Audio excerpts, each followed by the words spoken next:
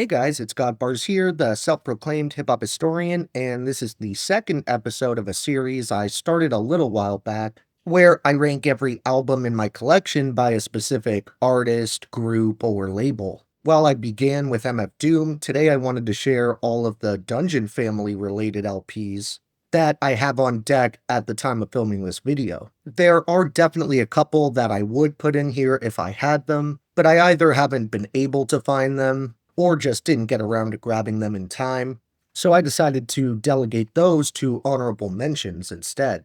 I still want to shout them out though, since they're pretty much all quality projects, including Goodie Mob's Still Standing, Killer Mike's Monster, Idlewild, which is the one OutKast LP I don't have in my collection, unless you count that 2001 Big Boy and Dre Presents album. I also want to shout out Even in Darkness, which is the one LP the Dungeon Family put out as an actual collective, and Big Boy's Sir Lucius Leftfoot, the son of Chico Dusty. I was considering putting the Run the Jewels albums in here due to Killer Mike's involvement, but I decided to save them for the next ranking I have planned since they fit a little better, and that one's going to be LP/Def Jux related projects. Now getting into the actual ranking, if you didn't see episode 1, the way I do these is I'm not really going to delve into the album that much. I'm just giving a very brief description of each off the top of my head. It's more about the ranking. But I will give my two favorite songs, or two songs I think that you should check out from each pick.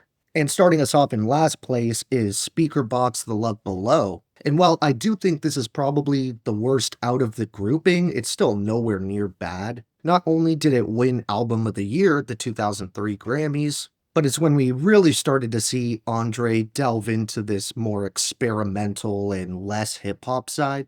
And the double-edged sword as well, that kind of drove a wedge between him and Big Boy stylistically. It did allow them to do this pretty cool concept of Big Boy kind of tackling the first half, while 3 Stacks gets the second. With this pack double LP, the two songs I want to recommend are GhettoMusick and The Way You Move. Following that in 6th place, we have Killer Mike's Rap Music, which is the one Mike project I have in this grouping. And this one's kind of the opposite of what I'd said about the Run the Jewels albums, where I was considering putting this in my LP Def Jux list. But even though he produced the whole thing, it's definitely more of a Killer Mike album, so I felt like it fit better for the Dungeon Family ranking. I don't really have much to say about this one just because I'm going to talk about it pretty soon on the channel, so I would say just keep an eye out for that video. But my two favorite songs are definitely Big Beast and Reagan. And following him in 5th place, we have OutKast, who definitely makes up the majority of this ranking, with their debut Southernplayalisticadillacmuzik. I feel like there was a point in time where this album was a bit slept on, which is kind of understandable because it's a debut and they grew more with each release. But I think looking back, this has become one of the favorite projects for many fans, just because of how insanely ahead of their time these two teenagers were. It's definitely their rawest and most grimy album, and it's great to hear their humble beginnings. And I think the two tracks I'd want to recommend most for this one would be Call of the Wild and Players Ball. And then closing in on the top 4, we have a pick that I know will be controversial to have this low, but that's ATLiens. But just to be clear, pretty much every album in this ranking I heavily enjoy, and the top 5 are all albums I adore. Really, the only reason this one didn't go higher is because the top 3 are just kind of unbeatable for me. This was the first time the duo really grabbed hold of a concept and made it their own, and both Organized Noise and Earth Tone 3 were really developing their unique production style. And you can tell from the multiple beats on here that have become iconic over the years and are still go-tos for any radio station freestyle. My two favorites for this one would probably be Two Dope Boys in a Cadillac and Elevators or Me and You. And then closing in on the top 3, we have OutKast yet again with Stankonia. Both this one and my final 2 picks are all albums I've discussed on the channel before, but I've always loved Stankonia, and it isn't just because of the nostalgia I have for it, as this was the first OutKast project I kind of got familiar with, but it manages to walk this tightrope of being funny, socially and politically aware, and they still never abandon that southern flair.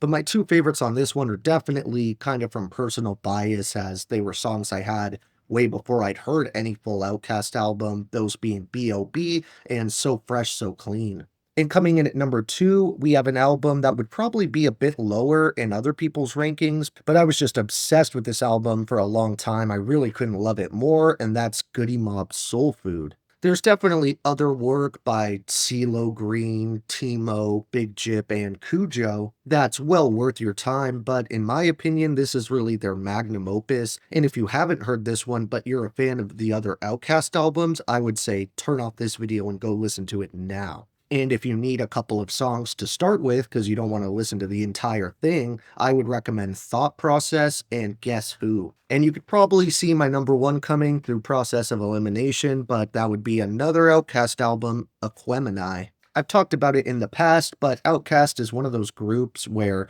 I think the top album, maybe even top 3, is pretty interchangeable depending on which fan you ask. But for me, this one has pretty much always taken the top spot ever since I first heard it. I feel like both Andre and Big Boi were arguably at their peak as lyricists, and the watery production is just so immersive and aesthetically pleasing. And you'd be pretty hard-pressed to find another experience that even slightly mirrors this one outside of other OutKast LPs. But despite the practically endless iconic tracks that show up on Aquemini, I had to narrow down my 2 favorites, or the ones I want to recommend, as Return of the G and the title track. And with that, we've now reached the end of this second episode of my ranking series. As I mentioned towards the beginning, the next one I have planned is for LP or Def Jux artists. I'm still kind of figuring out how I want to title that one. But either way, keep an eye out for that, and if you enjoyed, be sure to like, subscribe, and let me know what your favorite albums were out of this ranking. Don't forget to have a great day, and I'll see you next time, okay? Alright.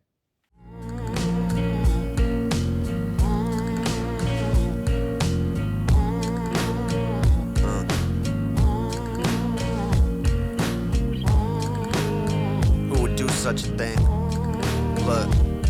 Look, I stand in the flame of a feeling we call pain. Father's Day mug, little hand shaped in clay. Carrier planes flew overhead in pockets.